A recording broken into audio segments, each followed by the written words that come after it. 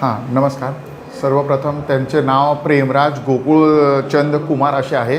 ते 67 वर्षाचे आहेत, वृद्धग्रस्त आहेत. त्यांना ॲक्च्युली आश्रय चॅरिटेबल ट्रस्ट इथं आणण्यात त्यांच्या मुलांनी आणलं होतं, जिथं त्यांना डाव्या उजव्यावरच्या खांद्याचा म्हणजे हाड फ्रॅक्चर आहे असं डायग्नोसिस झालं होतं आणि तिथं उपचार चालू होते. पण त्यांना त्याच्या उपचारादरम्यान पोलीस नंतर आमच्या हॉस्पिटलमध्ये घेऊन आले तसं आमच्या इथल्या डॉक्टरांनी पण कॅज्युअल्टीच्या त्यांना तपासले व तसेच त्यांचे पण सेम निदान असल्यामुळे त्यांना काल रात्री सायन हॉस्पिटल इथं संदर्भित करण्यात आले, जेणेकरून त्यांना व्यवस्थित पुढची योग्य ती सेवा मिळावी.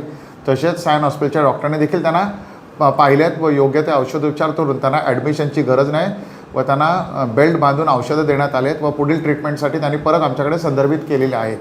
व सध्या तो पेशंट आता आमच्याकडे आलेला असून परत आमच्या मेल वॉर्डमध्ये तो इथे ॲडमिट आहे. त्याची कंडिशन सुस्थितीत आहे, पण त्याच्याबरोबर कोणीही नातेवाईक त्याचा नाही आहे आणि त्याचे औषधोपचार आमच्याकडून सगळेच चालू आहेत. नाही, आम्ही आमचा इलाज पूर्ण करणार. जो काही ट्रीटमेंटचा भाग आहे तो आम्ही शेवटपर्यंत त्यांना करतच राहतो. त्यांची कंडिशन चांगली होणं हेच आमची इच्छा आहे. दिनांक 2 जुलै 2025 रोजी सायंकाळी 6 वाजताच्या सुमारास पेशंट नामे प्रेमराज गोकुलचंद कुमार, वय 67 वर्ष, राहणार गंगोत्री सोसायटी, गुप्ते रोड, विष्णुनगर, डोंबिवली पश्चिम, यांना त्यांचा मुलगा राकेश कुमार याने आश्रय चॅरिटेबल हॉस्पिटल MIDC डोंबिवली या ठिकाणी अधिक उपचारासाठी ॲडमिट केले होते. त्यानंतर दुसऱ्या दिवशी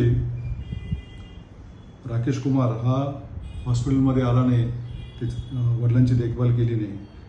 त्यानंतर हॉस्पिटलने त्याची वाट बघितली आणि दिनांक 5 जुलै 2025 रोजी मानपाडा पोलीस ठाण्यात याबाबत तक्रार केली की राकेश कुमार हा त्याच्या वडिलांना देखभाल करण्यासाठी आला नाही. म्हणून मानपाडा पोलिसांनी सदर व्यक्तीला अधिक उपचारासाठी ताब्यात घेऊन शास्त्रीनगर हॉस्पिटल येथे ॲम्ब्युलन्सने पाठवले. तिथून सायन हॉस्पिटल येथे पाठवण्यात आले.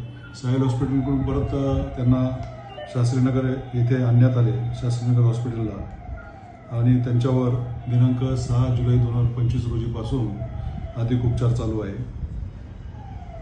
मुलगा राकेश कुमार हा पैसे जमा करण्यासाठी पुण्याला जातो असं सांगून तो निघून गेलेला आहे आणि त्यांनी जाताना घराची चावी सोसायटी कमिटीकडे दिलेली आहे. याबाबत आम्ही अधिक तपास करत असून राकेश कुमार यामध्ये काही निष्काळजीपणा काही दिसून येत असल्यास आम्ही त्याच्यावर रीतसर कारवाई करीत आहोत.